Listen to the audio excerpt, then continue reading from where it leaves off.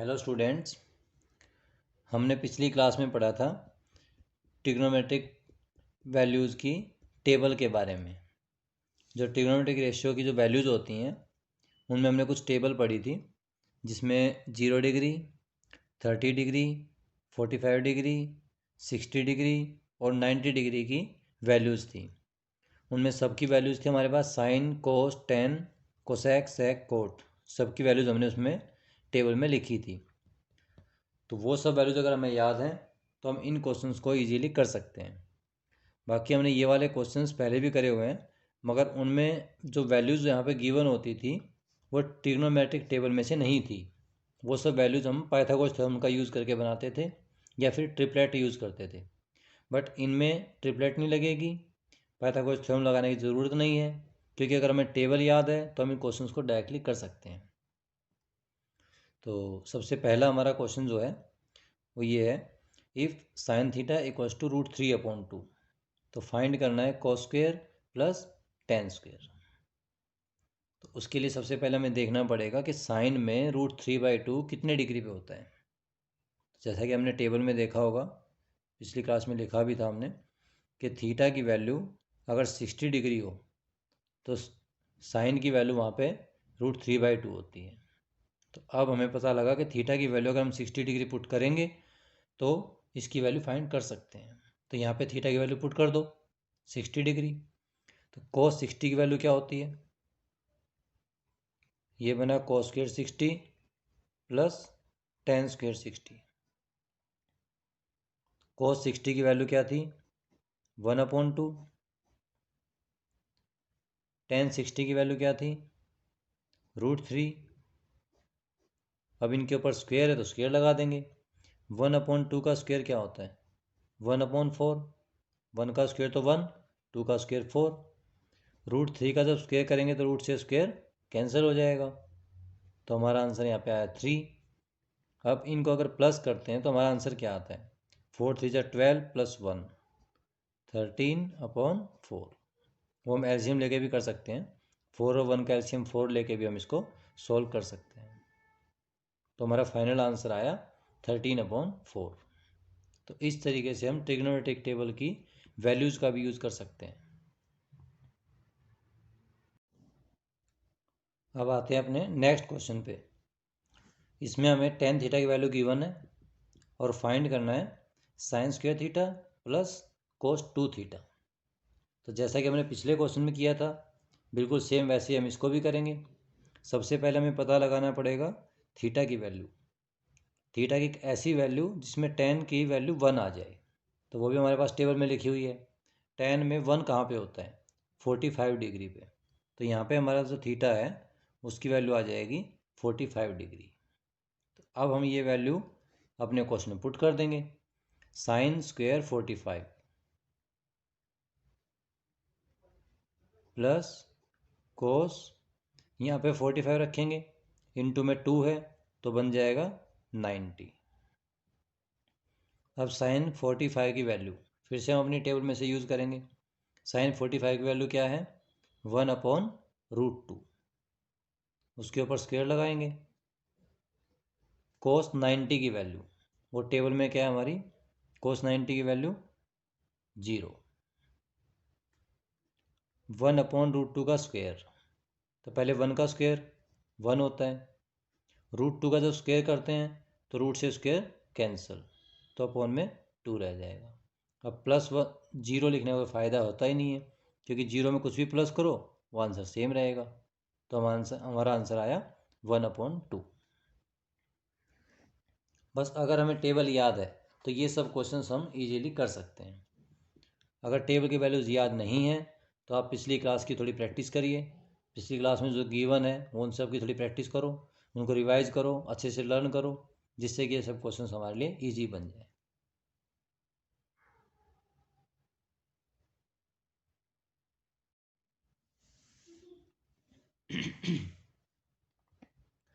तो ये हमारा next question, if sine alpha plus cos beta equals to 2, find क्या करेंगे? Sine 2α plus beta upon 3। इसके लिए सबसे पहली बात देखिए, अभी जो हमने पिछले 2 क्वेश्चंस किए उनमें हमें सिर्फ एक ही ट्रिग्नोमेट्रिक रेशियो की वैल्यू गिवन थी, बट अब की बार 2 का सम दे रखा है, साइन और कोस दोनों का सम 2 के इक्वल है। तो इस टाइप के क्वेश्चंस और भी बहुत सारे आते हैं। तो इनमें ऑलमोस्ट क्या होता है कि जैसे 2 हमें गिवन है तो उसका मतलब होता है 1 + 1 = 2, मतलब साइन अल्फ़ा की वैल्यू भी 1 है और कोस बीटा की वैल्यू भी 1 है, तभी इनका सम 2 आता है। ऐसे ऐसे और भी बहुत सारे क्वेश्चंस आएंगे। तो ज़्यादातर क्वेश्चंस में हम यही सब करते हैं, 1 + 1 = 2। इनका वैसे रीजन भी होता है, रीजन बट हर क्वेश्चन में अलग अलग होता है। फिलहाल यहाँ पे अगर हम इसकी बात करें कि ऐसा क्यों हो रहा है, वैसे तो 2 बहुत तरीके से आता है, 1.5 + 0.5 करके भी 2 आता है, और भी बहुत सारे तरीके होते हैं, जैसे 1.7 + 0.3 करके भी 2 आता है, और भी बहुत सारी वैल्यूज होती हैं जिनको प्लस करके 2 आता है। बट हम यहाँ पे 1 + 1 = 2 ही क्यों लेते हैं? इस तरह के इन सब चीज़ों के कई रीज़न होते हैं। अब जैसे जैसा क्वेश्चन होता है वैसे उसके रीज़न होते हैं। फिलहाल अगर हम इस क्वेश्चन की बात करें तो साइन + कोस = 2। तो यहाँ पे हम साइन की वैल्यू की बात करें तो साइन की वैल्यू कभी भी मोर देन 1 नहीं होती। जैसा कि यहाँ पे मैं एग्जांपल ले रहा हूँ 1.5, तो ऐसे हम कोई वैल्यू ले ही नहीं सकते, क्योंकि साइन की वैल्यूज़ हमेशा मैक्सिमम से मैक्सिमम 1 तक होती है, उससे ज़्यादा कभी वैल्यू होती ही नहीं है। और कोस की वैल्यू की भी सेम बात है, कोस की वैल्यू भी कोई 1 से ज़्यादा नहीं होती। तो इसलिए जब 1 से बड़ी कोई वैल्यू हो ही नहीं सकती तो ऐसी कोई पॉसिबिलिटी हम बना ही नहीं सकते। तो इसलिए ऐसे क्वेश्चंस में हमेशा हम एक ही पॉसिबिलिटी लेके चलते हैं कि 1 + 1 = 2। तो रीजन तो खैर अपनी जगह पे है, बट इन क्वेश्चंस को हमें करने के लिए मेनली कॉन्सेप्ट क्या यूज़ करना है, बस वो हमारे लिए इंपॉर्टेंट है। बाकी रीजन्स तो हर क्वेश्चन के अपने अपने होते हैं। फिलहाल यहाँ पे इंपॉर्टेंट कॉन्सेप्ट ये है कि ऐसे क्वेश्चंस में जब हमें 2 दे रखा होता है तो हमें करना क्या है, 1 + 1 = 2। बस ये देखो कि साइन अल्फ़ा की वैल्यू 1 है, तो अल्फ़ा का मतलब क्या हुआ, 90 डिग्री, क्योंकि 90 डिग्री पे साइन में 1 होता है। कोस बीटा की वैल्यू भी 1 है, तो बीटा का मतलब क्या हुआ यहाँ पे, 0 डिग्री, क्योंकि कोस में 0 पे 1 होता है। तो यहाँ पे हमें अल्फ़ा भी पता लग गया, बीटा भी पता लग गया। अब हम दोनों को इसमें यूज़ कर सकते हैं। हमसे पूछा गया है साइन में 2α + β/3। तो हमने क्या किया, अल्फ़ा की जगह 90 यूज़ किया, बीटा की जगह 0 यूज़ किया और अपॉन में 3। अब हम फाइनली इसकी वैल्यू फाइंड कर सकते हैं। 2 × 90 कितना होता है, 180, 180 + 0 तो 180 रहेगा। अब 180/3 अगर इसको हम कट करें तो आता है 60 डिग्री। अब साइन में 60 की वैल्यू क्या होती है, वही हमारा आंसर। साइन 60 की वैल्यू होती है √3/2। तो हमारा आंसर क्या आया, √3/2।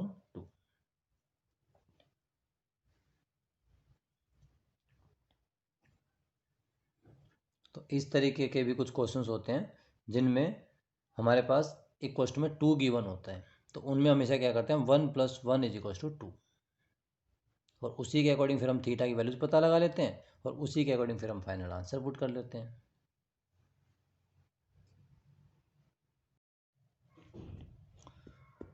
ये हमारा अगला क्वेश्चन, x sin 45 इक्वल दे रखा है y कोसेक 30 डिग्री।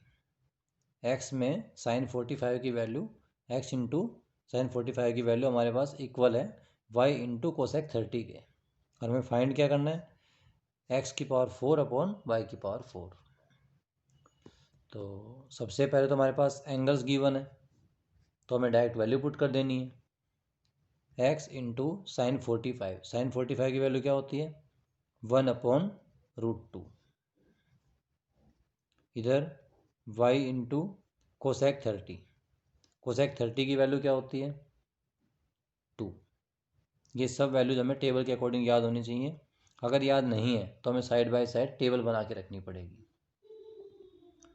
अब जो हमें फाइंड करना है उसके अकॉर्डिंग देखो, हमें लेके आना है 4 पावर में, तो अब इसके ऊपर तो कोई पावर ही नहीं है, तो हमें इसके लिए क्या करना पड़ेगा, सबसे पहले स्क्वायरिंग बोथ साइड, क्योंकि 4 पावर जो होती है वो 2 की पावर 2 करने से बनता है। तो पहले हम स्क्वायर करेंगे फिर 2 बार स्क्वायर करेंगे, तो इसका मतलब 4 पावर बन जाएगी। सबसे पहले हम स्क्वायर करें तो x का स्क्वायर तो x स्क्वायर हो जाएगा, 1 का स्क्वायर तो 1 ही होता है, √2 का स्क्वायर क्या होएगा, 2 हो जाएगा। इधर y का स्क्वायर और 2 का स्क्वायर कितना होगा, 4। अब हमें चाहिए x की पावर में 4। अब यहाँ तो 2 पावर आई है तो हमें फिर से स्क्वायर करना पड़ेगा। तो अगेन दोबारा से मतलब हम स्क्वेयरिंग करेंगे दोनों साइड। तो अब अगर हम स्क्वेयर करते हैं तो क्या आता है, x की पावर 2 है, उसका स्क्वेयर क्या हो जाएगा, x की पावर 4। नीचे 2 है तो उसका स्क्वेयर क्या हो जाएगा, 4। इधर y की पावर 2 है, उसका भी स्क्वेयर करेंगे तो y की पावर 4। 4 के ऊपर स्क्वेयर लगाएंगे तो क्या बनेगा, 16। तो इस तरीके से हमारे पास x की पावर 4 और y की पावर 4 दोनों आ गए। तो अब हम यहाँ से बता सकते हैं कि x की पावर 4 अपॉन y की पावर 4 की वैल्यू क्या होगी। ये y की पावर 4 इधर मल्टीप्लाई में है, इसको इधर लेके आएंगे तो डिवाइड में आ जाएगा। और जो इधर अपॉन में 4 पहले से ही लिखा हुआ है उस 4 को हम उधर ले जाएंगे। ये इधर डिवाइड में है तो उधर जाएगा तो मल्टीप्लाई में हो जाएगा। तो 16 इंटू 4 हमारा आ जाएगा 64। तो इस तरीके से हमारा आंसर आ गया 64। इसमें थोड़ा सा हमने लास्ट में शिफ्टिंग की है, वो क्वेश्चन के अकॉर्डिंग करना पड़ता है। इसमें x की पावर 4 के अपॉन में लिखा है y की पावर 4, तो इसलिए हमने क्या किया, y की पावर 4 को इस साइड शिफ्ट किया क्योंकि वो उधर मल्टीप्लाई में था। तो इधर जब हम उसको शिफ्ट करेंगे तो वो डिवाइड में आएगा। और इधर डिवाइड में जो 4 लिखा है उसको हम उधर ले गए, तो इधर 4 डिवाइड में है तो उधर जाएगा तो मल्टीप्लाई हो जाएगा। 16 इंटू 4 क्या हुआ, 64।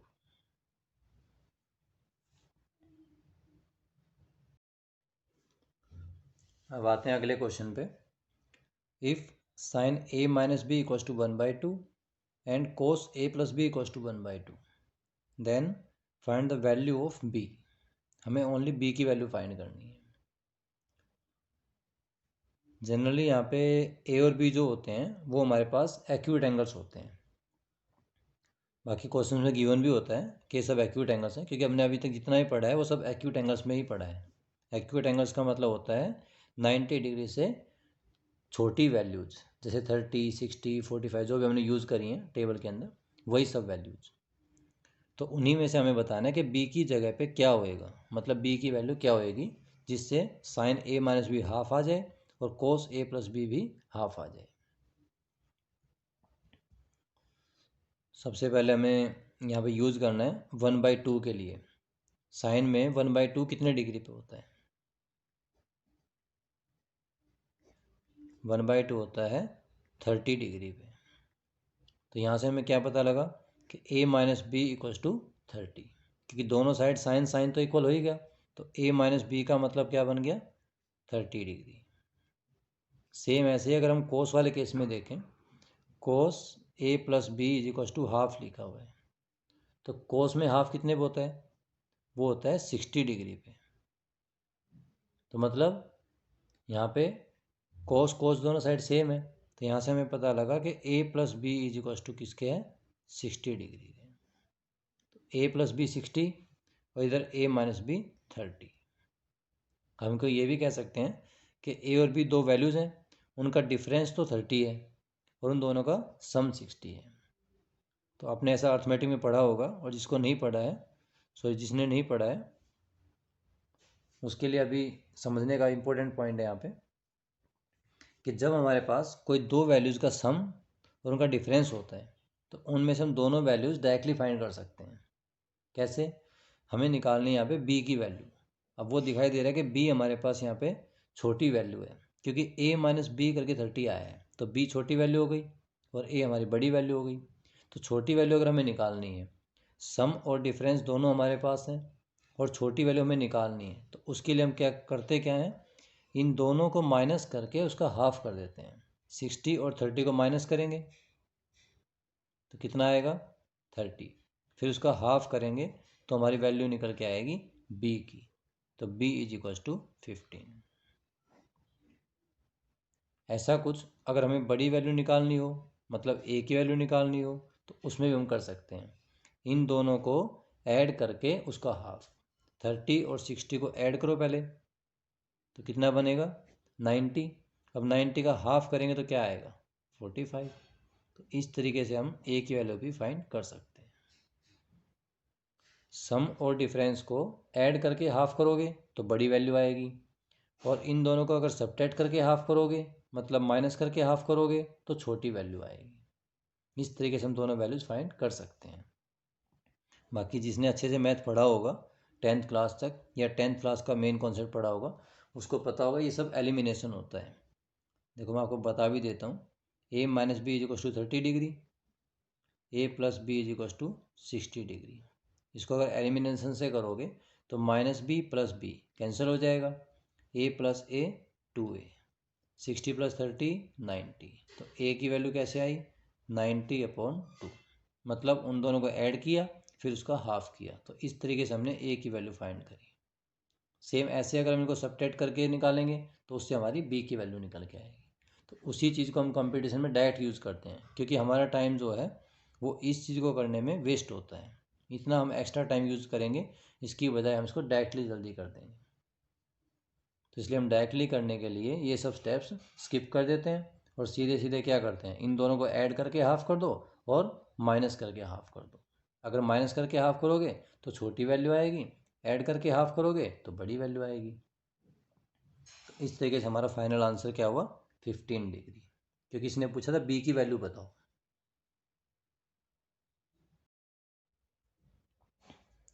अब आते हैं अगले क्वेश्चन पे। अभी हमने कुछ देर पहले एक क्वेश्चन किया था, उसमें भी हमारे पास ऐसे ही दो ट्रिग्नोमेट्रिक रेशियोज़ का सम 2 के इक्वल था। तो उसमें मैंने आपको बताई थी ये बात कि 1 + 1 = 2। हम ज़्यादातर क्वेश्चंस में यही करते हैं, तो इस केस में वही होएगा हमारा। tan + cot = 2। तो मतलब ये होगा कि tan थीटा जो है उसकी वैल्यू भी 1 है और cot थीटा जो है उसकी वैल्यू भी 1 है। 1 + 1 = 2। मैंने बताया था हर चीज़ का अलग अलग रीज़न होता है, तो यहाँ पे भी कुछ रीजन्स होते हैं। यहाँ पे रीज़न क्या होते हैं वो भी हमें पता होना चाहिए। tan का रेसिप्रोकल कोट होता है, tan का उल्टा करने पे कोट आता है। अब 1 का उल्टा क्या होता है 1 होता है, तो 1 + 1 क्या हुआ 2। तो इस तरह दोनों में थीटा सेम है। देखो यहाँ भी थीटा वही है, वहाँ भी थीटा वही है। जहाँ पे tan की वैल्यू 1 होगी वहीं पे कोट की वैल्यू भी 1 ही होगी, क्योंकि 1 का रेसिप्रोकल क्या होता है 1 ही होता है। और 1 + 1 करने पे क्या आता है 2 आता है। तो कुछ वैल्यूज़ भी इस तरीके से होती हैं जिनके अकॉर्डिंग हम डायरेक्टली बना सकते हैं इन चीज़ों को। तो tan की वैल्यू भी 1, कोट की वैल्यू भी 1, जिससे कि हमारा बना 2। अब यहाँ पे भी हम tan की वैल्यू 1 पुट करें तो 1 की पावर 100 क्या होगा, और कोट की वैल्यू 1 पुट करें तो उसका भी पावर 100 हो जाएगी। 1 की पावर 100 1 होता है, 1 की पावर 100 1 होता है, तो 1 + 1 2। अब यहाँ पे 100 पावर की बजाय कुछ भी पावर लिखी हो, फाइनली आंसर क्या आएगा, यहाँ से 1 ही आएगा, यहाँ से भी 1 आएगा, तो फाइनली आंसर क्या आएगा 2 ही आएगा। तो ऐसे ऐसे क्वेश्चंस के आंसर हम बिना सोल्व करे डायरेक्ट भी लिख सकते हैं। जब इसकी वैल्यू 2 है तो इसकी वैल्यू भी 2 ही आएगी, क्योंकि यहाँ भी 1 हुआ, यहाँ भी 1 हुआ, 1 की पावर कुछ भी कर लो तो वही रहेगा 1 ही रहेगा। अब उनको ऐड करोगे तो फिर 2 ही आएगा। अब यहाँ पे कई तरह के क्वेश्चंस एग्जाम में आए हुए हैं जहाँ पे 100 की जगह पे किसी क्वेश्चन में n लिखा है, किसी क्वेश्चन में स्क्वायर लिखा है। उन सबसे बच्चे कंफ्यूज हो जाते हैं। स्क्वायर लगाने के बाद सोचते हैं स्क्वायर का फॉर्मूला लगेगा इसके अंदर, n लिखा है तो सोचते हैं कि n अब कहाँ से आएगा, n की तो कोई वैल्यू ही नहीं है हमारे पास। तो इन सब में हमें कुछ नहीं करना, डायरेक्टली इसकी वैल्यू 1 है। अब 1 की पावर कुछ भी करोगे तो उसका आंसर तो 1 ही रहेगा ना। तो इसलिए हमारा आंसर 1 + 1 = 2।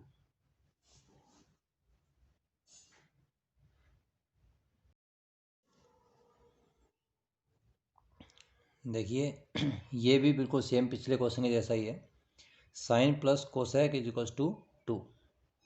तो जैसे पिछले क्वेश्चन में था tan + cot = 2, tan का रेसिप्रोकल कोट होता है, वैसा ही कुछ यहाँ पे है। साइन का रेसिप्रोकल क्या होता है कोसेक। दोनों में थीटा सेम है, तो जहाँ पे साइन की वैल्यू अगर 1 होती है तो कोसेक की वैल्यू भी क्या होगी 1, क्योंकि 1 का रेसिप्रोकल तो 1 ही होता है। तो जो सेम क्वेश्चन tan कोट में हुआ था वही सेम क्वेश्चन साइन कोसेक में भी होगा। तो सेम टू सेम वही इसके अंदर भी आ जाएगा। साइन थीटा की वैल्यू भी 1 के इक्वल और कोसेक थीटा की वैल्यू भी 1 के इक्वल। अब इसमें फिर से वही रखेंगे, 1 की पावर में 9, यहाँ पे भी 1 की पावर में 9। अब मैंने पिछले क्वेश्चन में बताई थी ये बात, कोई भी पावर लिखो 1 की पावर कितनी भी लिखो तो 1 ही रहेगा वो। ये भी 1 रहेगा, तो इसका भी आंसर फाइनली क्या आया 2। तो इस टाइप के क्वेश्चंस ज़रूरी नहीं कि टेन और कोट में ही आएंगे, ये क्वेश्चन साइन कोसेक में, साइन कोस में, और भी किसी में हो सकते हैं। तो इन सब का मेन एक ही तरीका होता है कि 1 + 1 = 2।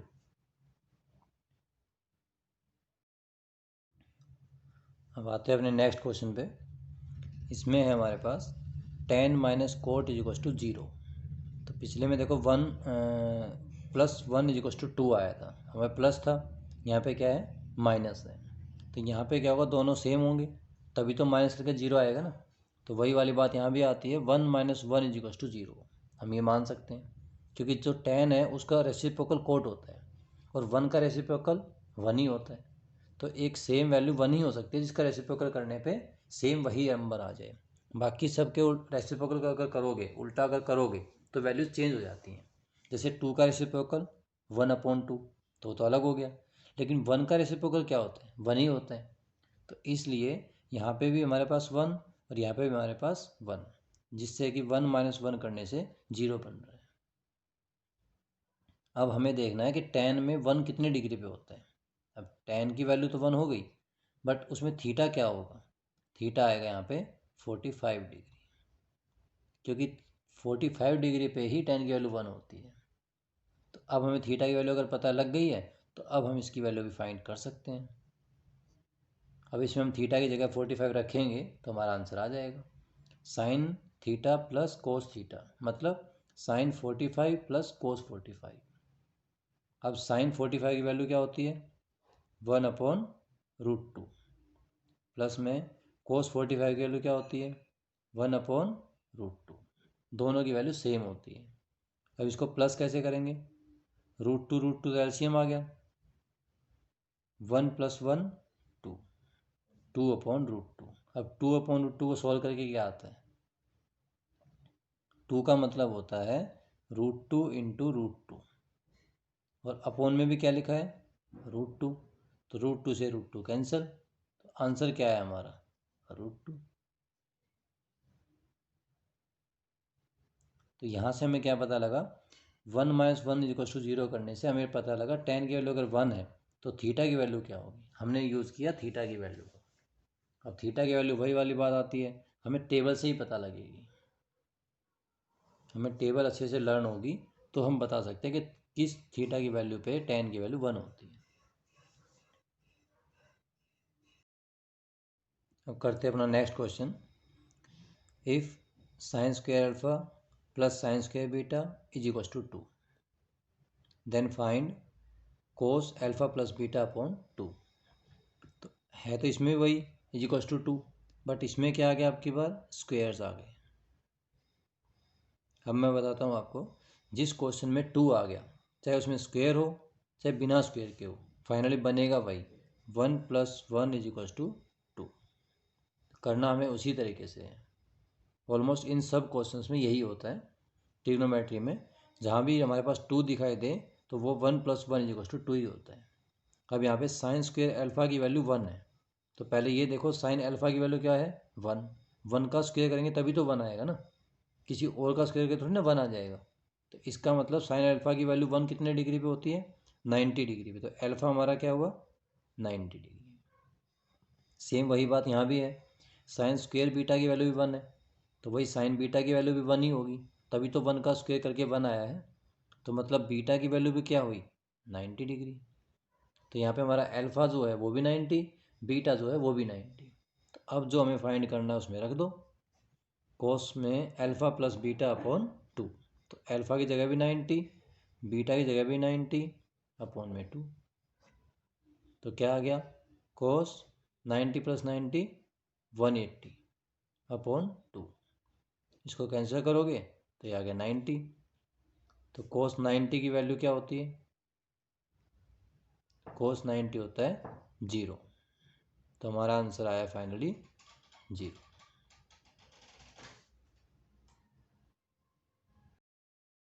ये हमारा next question, if x sin 60 tan 30 = sec 60 और cot 45, फाइंड क्या करना है वैल्यू ऑफ x, x की वैल्यू हमें बतानी है। तो इसमें सबके थीटा हमें गिवन है, तो कोई थीटा हमें ढूंढने की ज़रूरत नहीं है, बस डायरेक्ट वैल्यू पुट करो और एक्स की वैल्यू निकल जाएगी। तो सबसे पहले एक्स एज इट इज लिखेंगे। साइन 60 की वैल्यू क्या होती है? √3/2। tan 30 की वैल्यू क्या होती है? 1/√3 is equals to as it is रहेगा। सीकेंड 60 मतलब sec 60 की वैल्यू, sec होता है कोस का उल्टा। पहले कोस 60 की वैल्यू सोचेंगे हम लोग, वो क्या होती है? 1/2। अब उसका उल्टा क्या होएगा? 2। अब कोट 45, कोट किसका उल्टा होता है? tan का। tan 45 की वैल्यू क्या होती है? 1। अब 1 का उल्टा क्या हुआ? 1। इस तरीके से हमने सबकी वैल्यू पुट करी। अब हमारे पास एक छोटी सी सिंप्लीफाई करने के लिए इक्वेशन बन चुकी है। अब इसको हमें सोल्व करना है। कैसे करेंगे? √3 से √3 कैंसिल, एक टर्म ऊपर एक टर्म नीचे, सेम टर्म है तो कैंसिल हो जाएंगी। ऊपर बचा हमारे पास x × 1 मतलब x ही रह गया, अपॉन में 2 इज इक्वल्स टू 2 × 1 मतलब 2। अब जैसे हमें पता है कि x की वैल्यू फाइंड करने के लिए इस 2 को यहाँ से दूसरी साइड लेके जाना पड़ेगा, तो यहाँ पे डिवाइड में है, उधर जाएगा तो मल्टीप्लाई हो जाएगा। तो x की वैल्यू क्या आएगी? 2 × 2 मतलब 4। इधर 2 डिवाइड में है तो उधर जाके मल्टीप्लाई हो जाएगा, तो x की वैल्यू आ गई 4।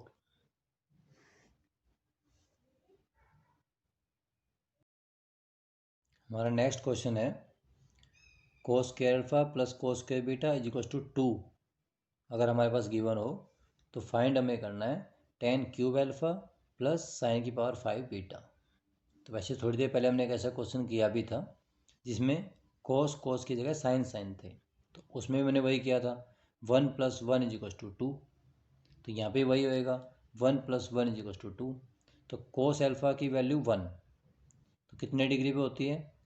0 डिग्री पे, तो अल्फ़ा का मतलब यहाँ पे हो गया 0। फिर कोस बीटा की वैल्यू भी 1 है, तो वो भी कितने डिग्री पे होएगी? 0 डिग्री पे, तो उसमें भी हमारे पास बीटा की वैल्यू क्या आ गई? 0। तो अल्फ़ा की वैल्यू भी 0 और बीटा की वैल्यू भी 0। अगर ये दोनों वैल्यू हम इसमें पुट करें तो क्या आएगा? tan 0 degree. अल्फ़ा का मतलब 0 हो गया यहाँ पे, बीटा का मतलब भी यहाँ पे 0 हो गया। तो पहले tan 0 की वैल्यू देखेंगे, वो 0 होती है, 0 का क्यूब। साइन 0 की वैल्यू देखेंगे, 0 होती है, फिर 0 की पावर 5। अब 0 की पावर कितनी भी कर लो वो 0 ही रहेगा, तो 0 + 0 फाइनली आंसर 0।